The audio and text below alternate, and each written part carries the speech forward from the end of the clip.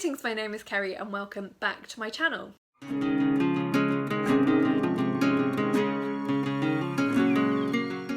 Today I have another recent reads video for you. These are all books that I read actually in the last week at time of filming, between the 28th of July and today, which is the 2nd of August. This week I've been taking part in Finish-a-thon. I can't remember the name of the person that hosted it, but I will link to their Twitter and any other details I can in the description box for you. I heard about this last weekend and thought that is actually what I need to help me achieve my reading goals this week. I had quite a lot of books on my currently reading shelf and I wanted to try and get through some of them. So I finished 5 books within the week, which is pretty good. Some of them have been ongoing for a really long time, and I did make progress with 2 or 3 others as well. I didn't quite manage to finish them, but I did get a bit further on with them. I'm gonna try and finish one more tonight, but I'm not sure if I'll get to the end of it or not. But anyway, so these are 5 books that I finished this week. I don't have physical copies of all of them, so I'll put up pictures for the ones that I don't. So the first book that I finished reading this week was called Secret Lives and Other Stories by Ngugi wa Thiong'o, who is a Kenyan author. This was a short story collection of his, one of his earliest published works. He's quite a prolific writer, so he's written a number of novels and plays as well. I'm really looking forward to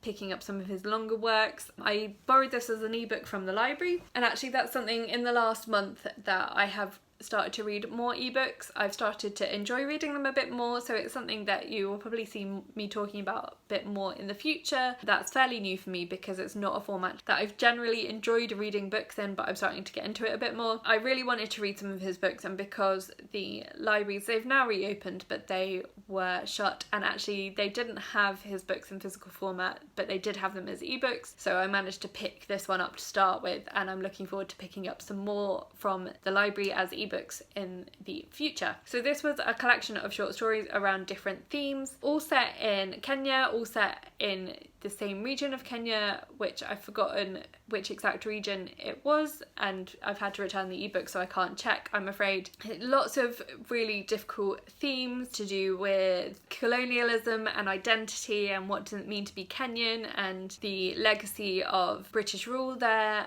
and how that affected the mentality of different people. There were some stories that I didn't enjoy quite as much, but most of them I really enjoyed, so overall I gave it a 4-star rating. It's really hard without having a physical copy of the book, because usually I would flick through and I'll be able to tell you which were the stories, some of the stories that I particularly enjoyed. They were on different themes, so there were a couple about parenthood, there were a couple about marriage relationships, and there were a couple that were more generally about prosperity and about colonialism. There was one that I really enjoyed, which I think was called Wedding at the Cross. It was something like that, which was about a young couple, and the young woman is from a fairly wealthy family and the young man was a bit of a rebel, and so her parents didn't approve of the match, but they ran away together and got married anyway, and then he starts to gain more wealth and more position. Okay, my camera cut out and I'm not really sure why, so I know I was talking about Secret Lives and Other Stories, but I can't remember specifically what I was saying. But there were some stories in there that I really enjoyed. Lots of interesting things, made me really think about colonialism and Britain's colonial legacy, and what does that actually mean for us as a society, and how does that affect the way we have interactions with other countries. So I found that a really good read, and it counted towards my read around the world because I had not read a book from a Kenyan author before, so that was really good. So that was the first book that I finished. I gave that one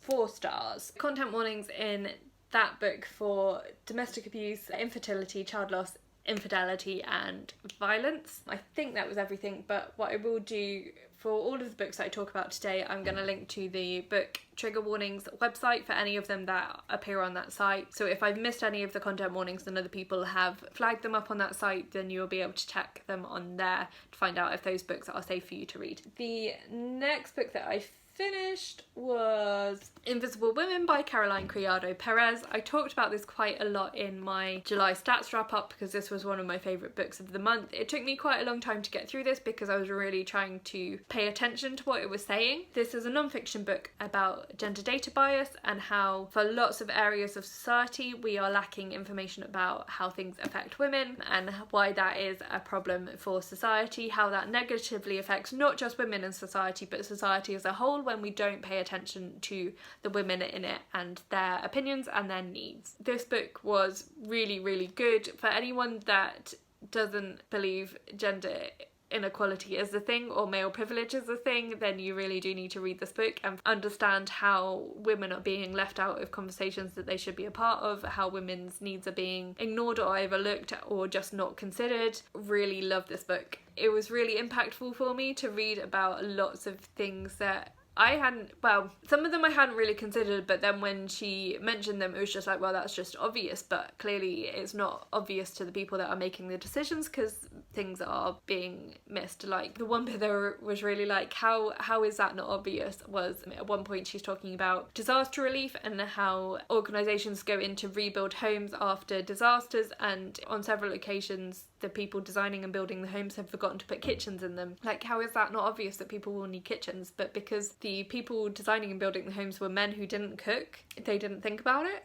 Really, really powerful, really important book to read. So I really would encourage everyone to go and pick this up. It is quite hefty in terms, like, it's difficult stuff she's talking about. It's not necessarily always an easy read. She talks quite a lot about sexual harassment and domestic violence and other things that people might find it hard to read. So many of the topics she talks about could be triggering for people. For example, there was a chapter on car accidents, which I personally did find quite hard to read because of my PTSD relating to driving. So basically anything that you think you might be sensitive to, there's a good chance it might be mentioned. As I've already said, she talks about sexual harassment quite a lot, domestic violence. There's a chapter on medicine and how that negatively affects women or can do, and so she talks a lot about some quite serious illnesses in there and just the general devaluing of women. There's also a chapter, as I mentioned, about natural disasters and things of that sort. There is a lot in here, and in some ways this book is quite upsetting just because of the nature of what it's about anyway, because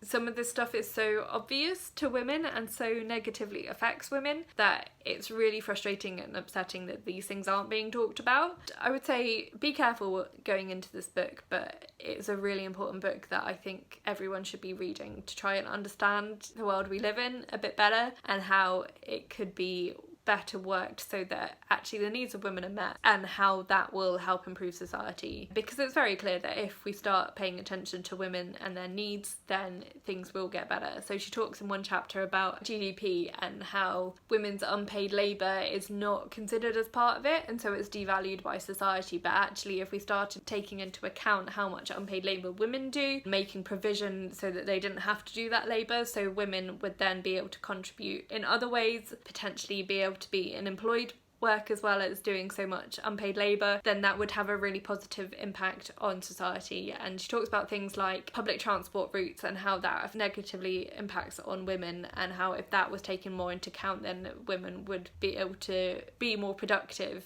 in the money sense, in that sense. So loads of stuff to consider and think about here, and loads of things that could improve society as a whole for all people and not just for women if they were taken into account. The next book I finally finished was Duck's New Berryport by Lucy Ellmann. I got to the end. I made it to the end of this book. I can't quite believe it. It's taken me so long. I started reading this at the end of March. It was a read-along organised by Bex from Ninja Book Box, but actually I think I'm the only person that's actually managed to finish it. We were going to try and read it in 10 weeks. We planned to finish it by the beginning of June. It's now the beginning of August and I've only just made it to the end. It's a beast of a book. It's over 1,000 pages. It is predominantly told as a single sentence stream of consciousness, which is not the most accessible format to read a book in. It is broken up into sections by a subplot about a mountain lion. Those breaks vary between 20 to 100 pages. As you can see, I've tabbed along the top where those section breaks are. It was helped me to read it to know how long a section I was getting myself into, because it's quite a difficult book to read. The style of writing is quite hypnotic. I would find myself dozing off reading it quite often. I have done a full book diary for this. It's split into 3 parts. Probably by the time this goes up, all 3 parts of those will be finished and will be uploaded, so I will link to the first part of that book diary in the description box for you if you want to find out my more detailed thoughts on this book. I ended up really enjoying it. It was hard work to get through, so I would say if you are thinking about reading it, you have to really want to actually finish this book. I found that it was worth it when I got to the end. Content warnings, again, for this book there is a lot of content that people might find triggering. The main character worries, and a lot of the stream of consciousness is her worrying about stuff. So there's references to pandemics, to school shootings, to police brutality, to sexual harassment, domestic violence. There's reference to blizzards and to natural disasters. There's also a live shooter situation in there as well, just so a lot of stuff happens in this book, in the 1,000 pages of this book that some people might find triggering. Yeah, there's also animal abuse.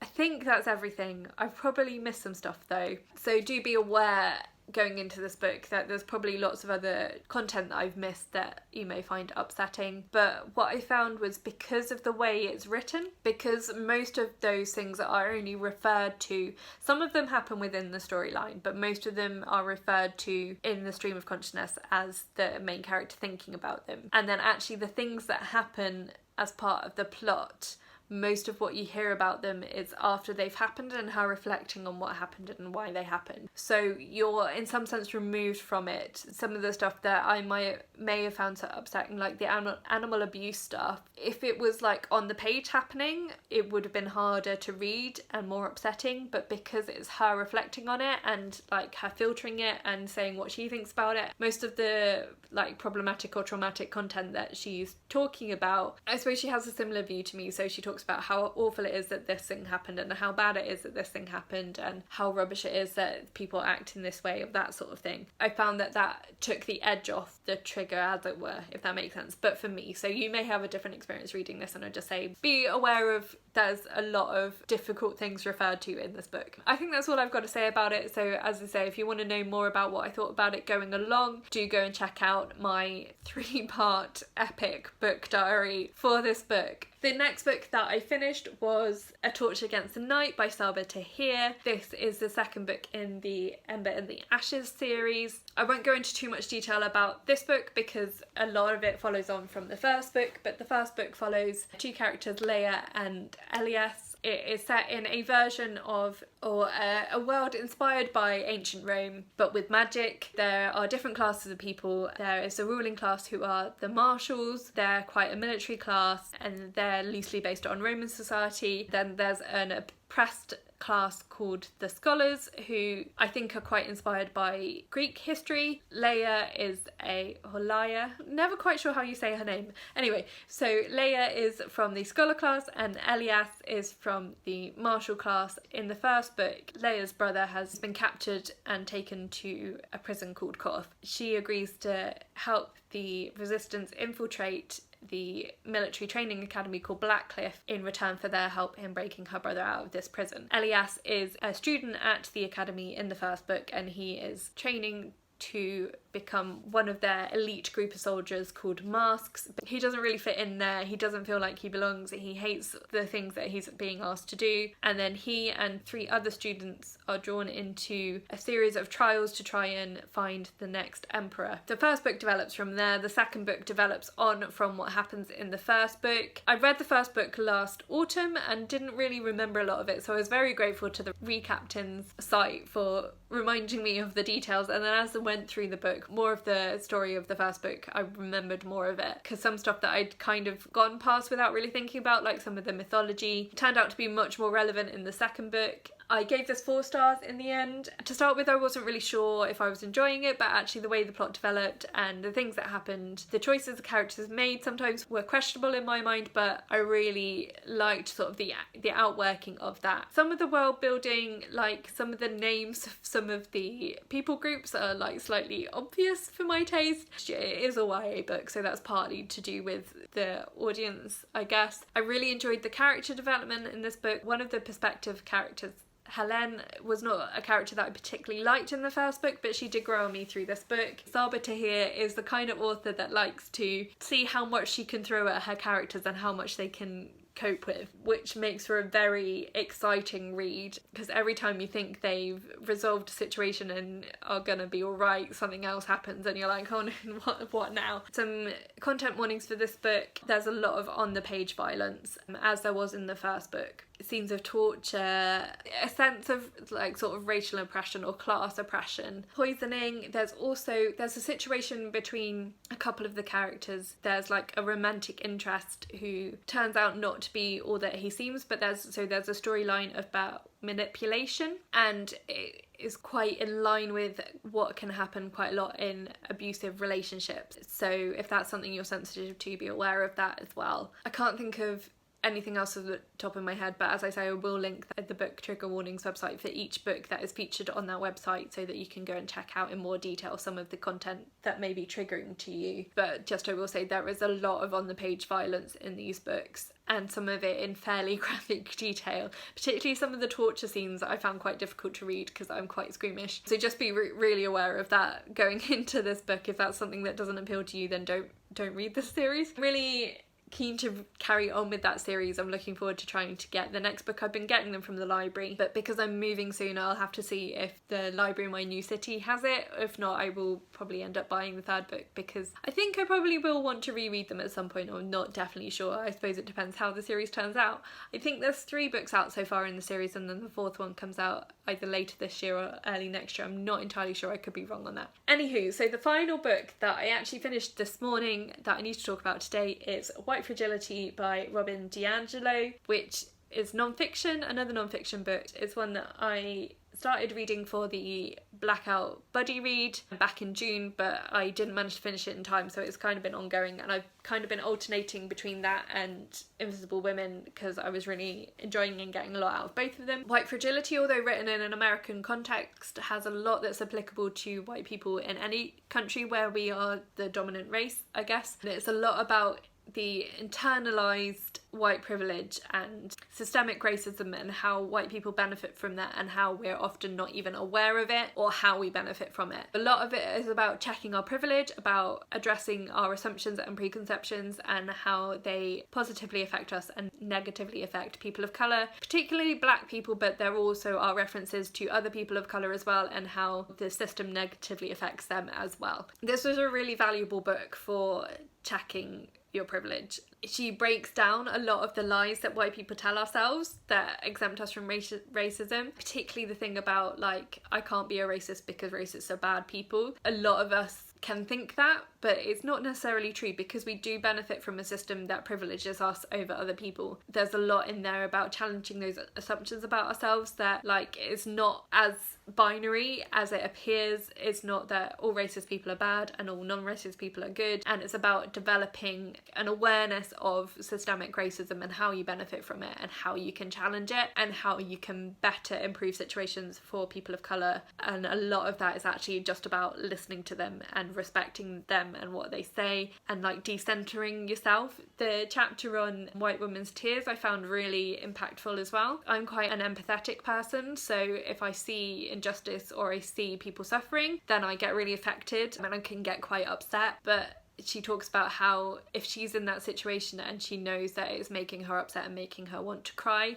she tries to not let herself become the focus in that conversation, and try and turn the focus back onto the black people in the room, in that environment, that are the people actually negatively affected by it, and try and turn the conversation back to them and their opinions. And that was something that was definitely something, and as an initial takeaway, it's a book, I read it as an ebook, and it is a book that I think I will read again in a couple of years time probably, and see if I can identify areas that I've grown in and areas that I still need to work on. This is another book that I'd recommend to anyone that isn't sure about systemic racism and whether it actually exists, or whether white privilege actually exists. I've had a number of conversations with people that think that they don't have white privilege because they are from a poor background or that sort of thing. And so this is a really good book for anyone that isn't sure that that's a real thing, like wants to better understand how they are privileged from a system that negatively impacts on people of colour. Yeah, really, really good book. This is another one I gave 5 stars to. I think I gave star ratings for all the books I've talked about. Sorry if I didn't.